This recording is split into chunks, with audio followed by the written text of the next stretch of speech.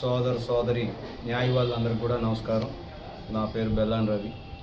Vizianagaram bar association నుంచి state bar council మెంబర్గా పోటీ చేస్తున్నాను. మరి ఇప్పటివరకు ఈ బార్ కౌన్సిల్ సభ్యులు చాలామంది పోటీ చేస్తున్న వ్యక్తులు మిమ్మల్ని కలిసి ఉంటారు.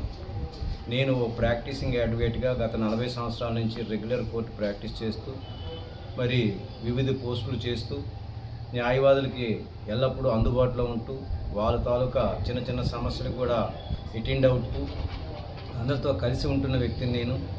మరి నా కుటుంబం అంతా న్యాయవాద కుటుంబం. మా తండ్రి గారు, మా అన్నదమ్ములు, మా పిల్లలు అందరూ కూడా మరి న్యాయవాద కుటుంబం నుంచి వచ్చిన నాకు ప్రతి న్యాయవాది కష్టం కూడా తెలుసు.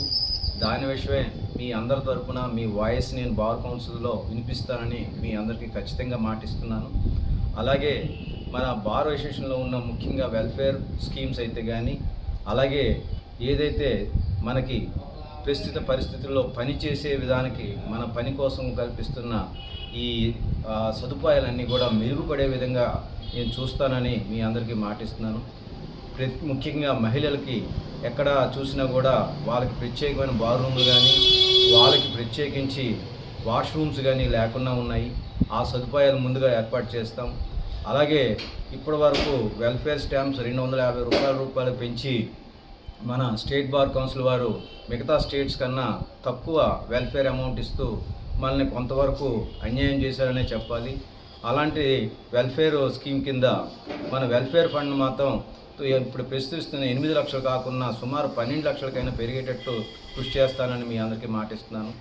అలాగే ప్రతి బార్లో కూడా అడ్వకేట్స్ అందరికీ ప్రత్యేకించి లైబ్రరీ, అలాగే అడ్వకేట్స్కి ప్రతి దగ్గర కూడా వాళ్ళ డెవలప్మెంట్ కోసం ప్రత్యేకించి క్లాసెస్ కండక్ట్ చేయడానికి స్టెప్స్ తీసుకుంటూ చేస్తున్నాను.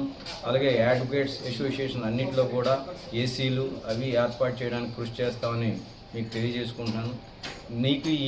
నేను ఈ సేవలన్నీ చేయాలంటే మీ తాలూకా ఫస్ట్ ప్రిఫరెన్స్ ఓటు నాకు ఏసీ, దాన్ని స్టేట్ బార్ కౌన్సిల్కి పంపిస్తారని, మీరు పంపించిన ఈ వ్యక్తి మీకోసం కృషి చేస్తూ మీ తాలూకా ప్రతి ప్రాబ్లంలో కూడా మీతో పాటు ఉండి అవి పరిష్కారం అనేంత వరకు కృషి చేస్తానని తెలియజేసుకుంటూ సెలవు తీసుకుంటాం. అడ్వకేట్ ప్రొటెక్షన్ కోసం, అలాగే ముఖ్యంగా మనం అందరం కూడా అడ్వకేట్ ప్రొటెక్షన్ యాక్ట్ కోసం అయితే మనం అందరం ప్రయత్నం చేస్తున్నాం.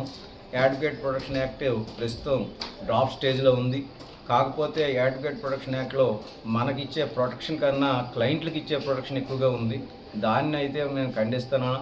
ఎట్టి పరిస్థితుల్లో కూడా ప్రతి అడ్వకేట్ కూడా డాక్టర్స్ ఎలాగైతే ప్రొటెక్షన్ ఇచ్చారో ఆ విధంగా అడ్వకేట్స్ ప్రొటెక్షన్ ఇవ్వాలి. అలాగే అడ్వకేట్ ఫీ కూడా యాక్ట్ ప్రకారం పెంచేటట్టు కూడా చేయాలని నేను కృషి చేస్తానని మీకు తెలియజేసుకుంటూ సార్.